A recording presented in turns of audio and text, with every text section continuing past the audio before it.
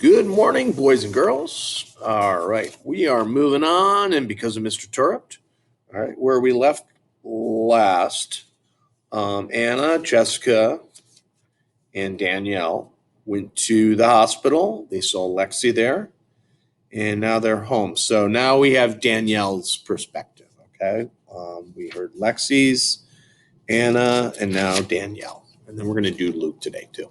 All right, here we go. Danielle, I'm glad I went to see Mr. Turrupt.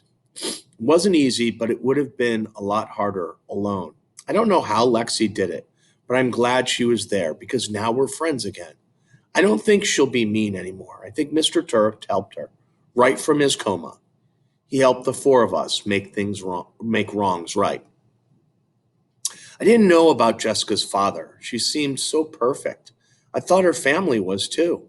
I used to think Lexi was so lucky as well.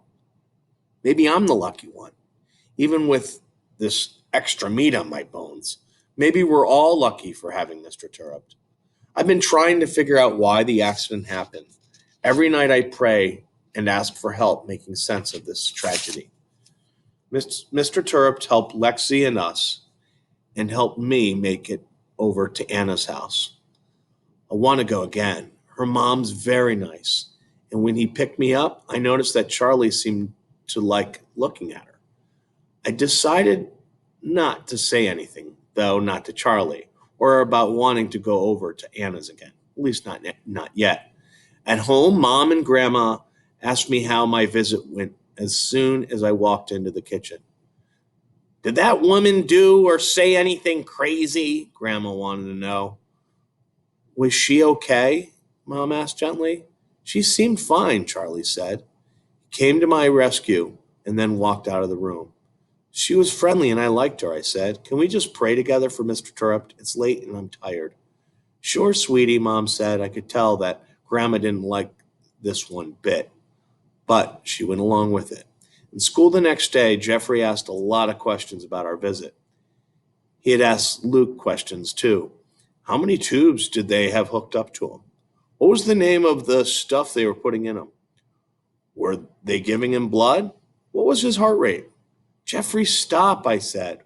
We don't know the answers, and your questions are upsetting me. Sorry, he said.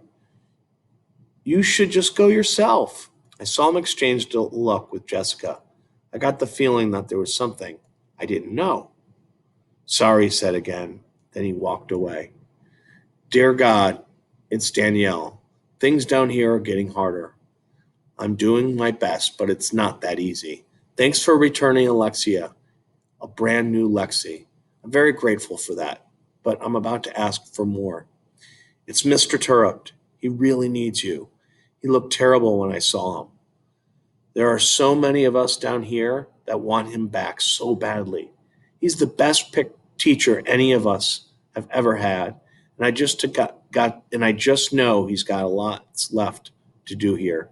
Comfort him if he hurts, and please heal him. There's Jeffrey too.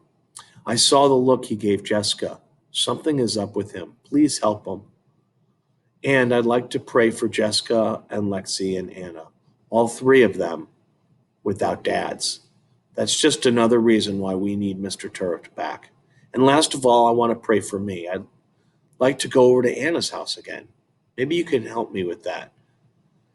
I've also been thinking a lot of who's to blame for Mr. Turrup's accident. I thought it was Peter because he threw the snowball, but after seeing Mr. Turrup, I'm wondering if it was me. I'm the one who suggested going outside, and I helped push Peter down. So I didn't think of I'm completely innocent. Please forgive me. Amen. All right. Now we have Luke, and that will do it for today. Okay. Luke, I didn't think it would be difficult going to see Mr. Turrup the second time. I knew what to expect. I was wrong. Seeing Mr. Turrup in that bed again wasn't any easier. I thought he would look better. I thought he was improving, but he looked the same, still just lying there in his bed, surrounded by the same beeps and tubes and monitors and noises from the hall. It was all just the same. I felt the lump in my throat growing. Mom's hand touched my shoulder. She saw it happening too. I stood at the side of my teacher's bed in a state of disbelief, feeling helpless. Then the doctor walked in. At least I figured he was the doctor. He had salt and pepper here, a white coat, and a smart face. He nodded to us and then moved toward Mr. Turrup. He checked some numbers and fluids, pulled back Mr. Turrup's eyelids to look at his pupils with his penlight, and then started to leave. Wait, I said, wait. He stopped and turned around. Are you Mr. Turrup's doctor? I asked. Yes, I'm Dr. Wilkins, one of the physicians. Is Mr. Turrup going to get better? I saw him take a deep, big breath. He looked at my mother first, then me. I don't know, son. What's wrong with him? He's in a coma, but what's wrong with him? Dr. Wilkins pulled some chairs over for all of us to sit in. He sat across from me.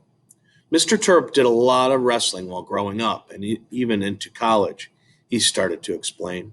Turns out he had to give it up because he suffered multiple concussions along the way. These concussions have weakened his brain in certain regions. The snowball that was thrown hit one of those weaker areas, the temporal, dollar word, region to be exact, and it cracked his skull. Dr. Wilkins looked very sorry as he said this. I don't know if he expected questions, but I had them. Does that mean Mr. Turrup wouldn't be in a coma if he hadn't suffered the multiple concussions? I asked. Can't say for sure, but probably not. What do you know? What do you know now? What do you do now? Just wait. Dr. Wilkins took another big breath. I got the sense there was more to the equation, more bad news or news he was hoping not to share. He glanced on my mother, who nodded, giving him the okay to explain. I didn't want a sugar-coated report. I wanted the facts, and my mom knew that. Mr. Turrup had some bleeding going on behind this crack, and blood is collecting, dollar word, in his brain. We hoped it would stop, but it hasn't. He'll need to undergo brain surgery so that we can clamp the bleeding vessels. And then he'll be okay. If it works, hopefully, yes. I heard the word if loud and clear, and if it doesn't, I said, brain surgery is risky. There's always a chance the patient won't recover. You mean die? I said. Mom put her arms around me. What's your name, son? Luke. Yes, Luke. Your teacher could die during or as a result of the surgery, but I'm going to do my very best not to let that happen. I got up and stood by Mr. Turrup's bed. I looked at him. Dr. Wilkins got up and stood next to me. He's a pretty special teacher, isn't he? The doc said. I could only nod. Speaking would have made me cry like a baby. I'll do my best, Luke. That much I can promise. He squeezed my shoulder and left the room. Brain surgery. I thought Mr. Turrup might never come back. I ran into the hallway. Dr. Wilkins, I yelled. He turned around. Does anybody else in my class know what you told me? Dr. Wilkins walked back toward me. We don't know anything about his concussion at first. We didn't know anything about his concussions at first, he said, but another teacher, Miss Newberry, was able to provide us with Mr. Turrup's background information. I guess Mr. Turrup had told her about his wrestling days, and it's a good thing because we have no other contact person for him, so he has no family, I guess. I stood there quiet. No other person? There was nobody for Mr. Turrup? But to answer your question, there is another student in your class who knows what I told you. Dr. Wilkins said. Who? I think he said his name was Peter. I was silent. Peter? I didn't think Peter had been here.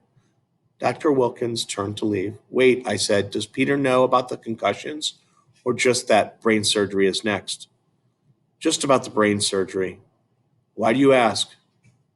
Because Peter threw the snowball. All right. So that we'll do it with the month of March. Next time, we will start with April. All right. Have a great day.